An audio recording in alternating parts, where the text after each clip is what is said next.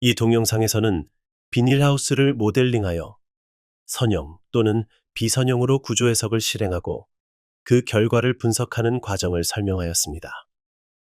다른 동영상에서 개략적으로 설명한 바와 같이 비닐하우스의 구조 해석은 모델의 형상 치수와 역학적인 조건을 결정한 다음에 해석을 실행하고 그 결과를 그래픽 이미지로 가시화하는 과정으로 이루어져 있습니다. 해석 방법은 몇 가지로 분류됩니다. 즉, 선형 해석, 비선형 해석, 동적 해석과 좌굴 해석으로 나눌 수 있습니다. 여기서는 선형 해석과 비선형 해석을 다루겠습니다. 선형 해석은 실시간으로 실행하거나 배치 모드로 실행할 수 있습니다. 이전의 동영상에서 툴박스를 이용하여 설정한 모델의 형상 치수, 단면 치수, 재료 성질을 그대로 적용하겠으며 기본 설정 항목으로 예시한 경계 조건과 하중 조건도 그대로 적용하겠습니다. 선형 해석은 힘과 변위의 관계가 선형적, 즉 비례적이라는 가정을 적용한 해석입니다. 실시간 해석은 별도의 해석 과정을 거치지 않고 여러 가지 역학적 거동을 해석과 동시에 가시화하는 방법입니다. 즉, 가시화하고자 하는 역학적 거동을 선택하면 즉시 해석 과정이 실행되면서 생성된 데이터를 이용하여 가시화가 이루어집니다. 이 경우에는 해석 결과가 데이터 파일에 저장되지 않은 채 화면에 표시할 그래픽 이미지와 관련된 데이터가 실시간으로 생성됨과 동시에 가시화됩니다. 반면에 배치 모드는 구조 해석을 실행하여 생성된 데이터를 파일에 저장하고 그 저장된 데이터를 읽어들여서 해석 결과 이미지를 표시합니다. 해석 메뉴에서 허용 응력 해석 아이템을 선택하면 배치 모드의 선형 해석이 실행되고 해석 결과 데이터가 모델 데이터 파일에 저장됩니다. 이번에도 가시화 데이터 항목을 선택하면 모델 데이터 파일에 저장된 해석 결과를 읽어서 해당되는 역학적 거동이 가시화됩니다. 실시간 해석과 배치 모드의 해석 결과는 동일하기 때문에 해석 결과 이미지에 변화가 생기지 않습니다. 실시간 해석은 간단한 구조물에 간편하게 적용할 수 있는 방법입니다. 반면에 복잡한 구조물의 경우에는 실행 사이클이 길어져서 반응 시간이 느려지므로 적합하지 않습니다. 이런 경우에는 배치 모드로 해석을 실행하여 해석 결과를 파일에 저장하였다가 선택한 메뉴 항목의 데이터를 읽어들여서 가시화하는 것이 효율적입니다. 비선형 해석을 실행하는 과정을 설명하겠습니다. 비선형 해석은 힘과 변위의 관계가 비선형적, 즉 직선적으로 비례하지 않는 상태를 전제로 한 해석입니다. 비선형 해석을 실행하려면 해석 메뉴에서 한계 상태 해석 아이템을 선택합니다. 여기서 한계 상태 해석은 비닐하우스 모델과 같은 프레임 형태의 구조물에 적용하는 비선형 해석 방법의 하나입니다. 절점의 굽힘 모멘트가 단면의 소성 모멘트에 도달하면 항복이 일어나는 가정에 따른 해석 방법입니다. 소성 모멘트는 재료의 항복 응력과 단면의 소성 단면 계수에 의해서 결정됩니다. 이들 값은 각 부재의 단면 치수와 재료 성질에 따라서 정해집니다. 한계 상태 해석 대화 상자의 고급 설정 버튼을 클릭하면 비선형 해석 옵션 대화 상자가 열립니다. 여기서 하중 단계의 수와 이터레이션 횟수를 설정합니다. 중간 단계의 해석 결과를 가시화하려면 중간 단계 결과 저장 옵션을 선택합니다. 이 대화 상자의 설정에 대해서는 이 동영상의 마지막 부분에 상세하게 설명하였습니다. OK 버튼을 클릭하여 비선형 해석 설정 대화 상자를 닫고 다시 한계 상태 해석 대화 상자에서 해석 버튼을 클릭하면 비선형 해석이 진행됩니다. 하중 단계별로 해석의 진행 상태가 프로그레스 바에 표시됩니다. N은 하중 단계의 번호이고 I는 이터레이션 번호입니다. 항복이 발생하지 않으면 이터레이션 번호는 1 이상 증가하지 않습니다. 하중 단계의 수와 이터레이션 횟수가 클수록 계산 시간이 오래 걸립니다. 계산이 완료되었다는 메시지가 나오면 OK 버튼을 클릭합니다. 앞에서 선형 해석에 적용한 것과 동일한 형상 치수, 재료 성질과 하중 조건을 적용한 비선형 해석 결과를 살펴보겠습니다. 이전과 마찬가지로 다이아그램 메뉴에서 Z축 굽힘 모멘트 항목을 선택하면 다이아그램이 표시됨과 동시에 단계별 결과 표시를 위한 컨트롤 패널이 나타납니다. 이 컨트롤 패널의 확장 버튼을 클릭하면 절점 값에 단계별 변화를 표시하도록 패널이 확장됩니다. 다이아그램에서 절점을 선택합니다. 커서를 절점 위에 올려놓으면 녹색으로 하이라이트 되고 마우스 버튼을 클릭하면 이 절점이 선택됩니다. 선택된 절점의 다이어그램 값에 단계별 변화가 그래프로 표시됩니다. 그래프는 직선적인 변화를 보이고 있으며 이는 모델의 어느 절점에서도 소성 항복이 발생하지 않았음을 의미합니다. 풀다운 메뉴를 이용하여 1단계부터 10단계까지 하중이 증가함에 따라서 변화하는 다이아그램을 살펴볼 수 있습니다. 이번에는 하중을 추가하고 크기를 가중하여 소성 항복이 발생하는 상태의 해석 결과가 어떻게 다른지 살펴보겠습니다. 기본 설정 대화 상자를 열어서 하중 조건 페인을 활성화시킵니다.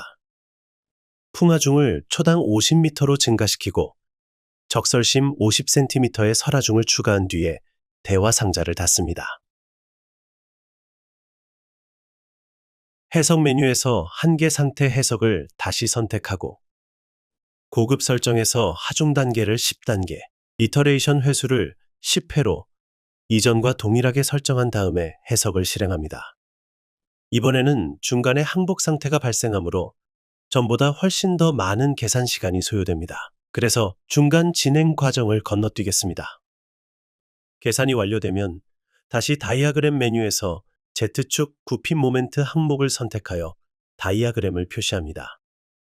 굽힘 모멘트의 수치를 표시하고 컨트롤 패널의 확장 버튼을 클릭하여 패널을 확장하고 이전과 동일한 절점을 선택하여 그 절점의 굽힘 모멘트가 하중 단계별로 변화하는 양상을 그래프로 표시합니다.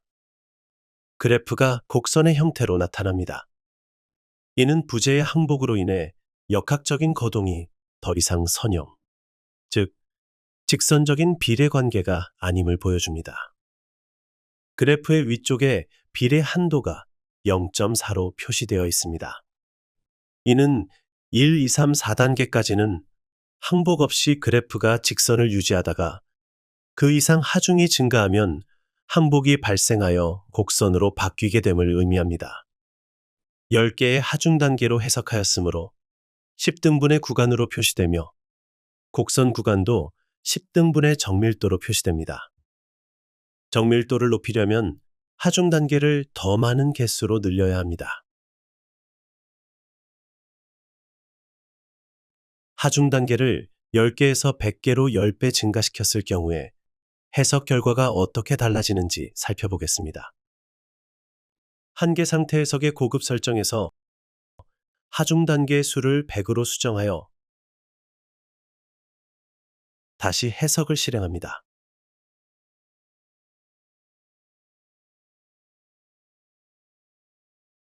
해석이 완료되면 다이아그램 메뉴에서 Z축 굽힘 모멘트 항목을 선택하여 다이아그램을 표시합니다. 컨트롤 패널의 풀다운 메뉴에는 마지막 하중 단계의 번호인 100이 게시됩니다. 다이어그램의 굽힘 모멘트의 수치가 표시되도록 하고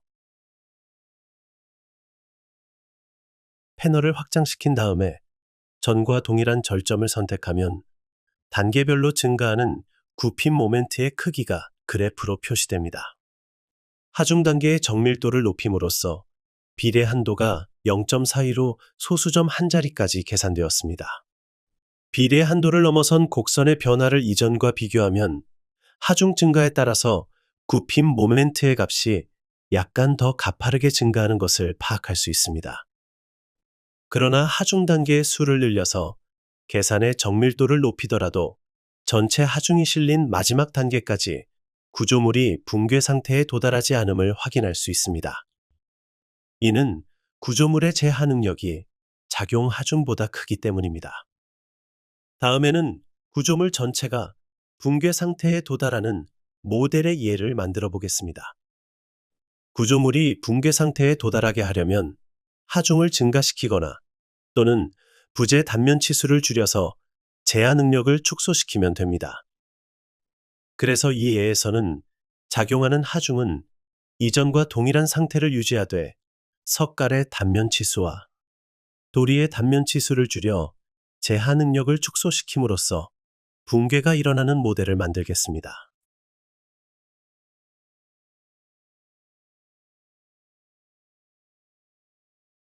고급 설정에서 하중 단계를 100단계로 정하고 해석을 실행합니다.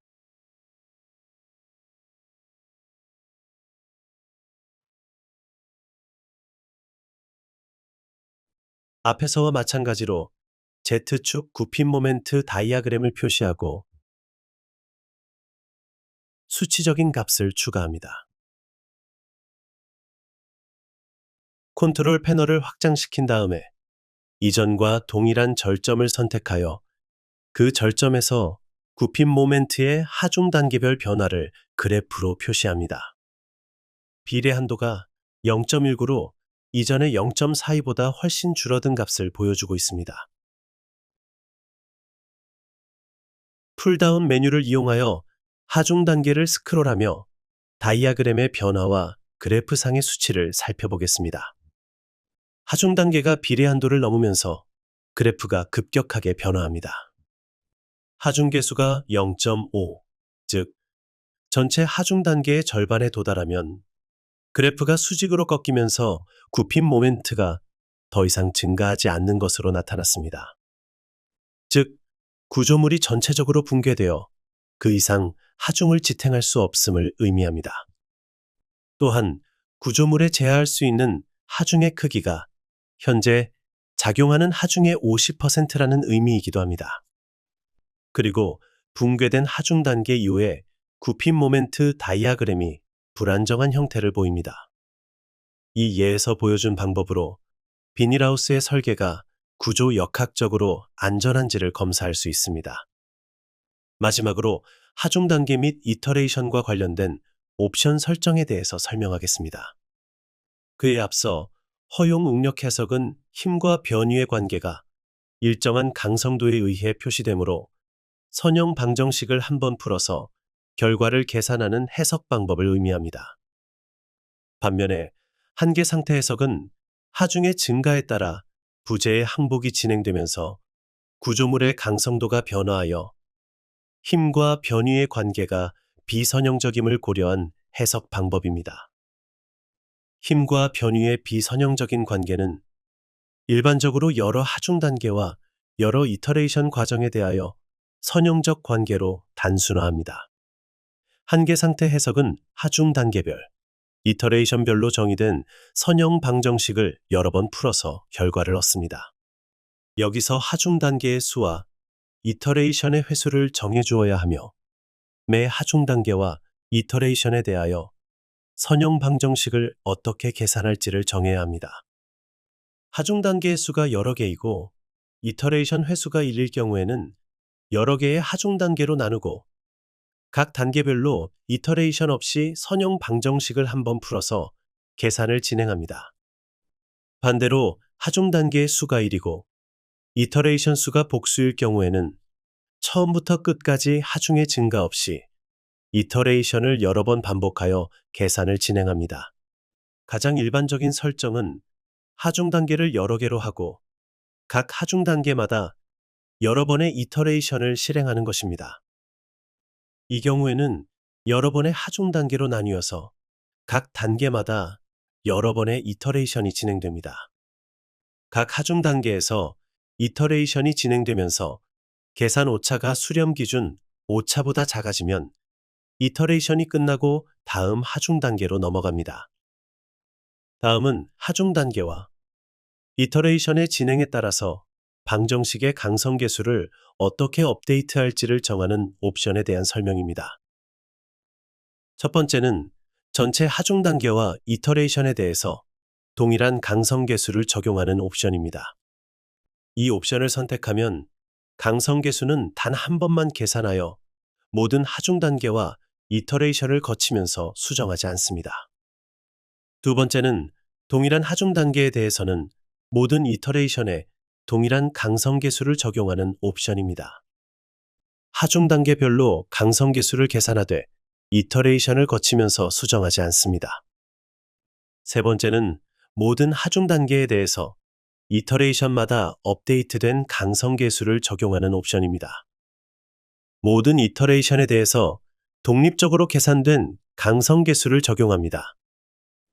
지금까지 선형 해석과 비선형 해석을 비교해서 설명하였으며, 비선형 해석을 실행하는 과정과 해석 결과를 분석하는 방법에 대해 설명하였습니다.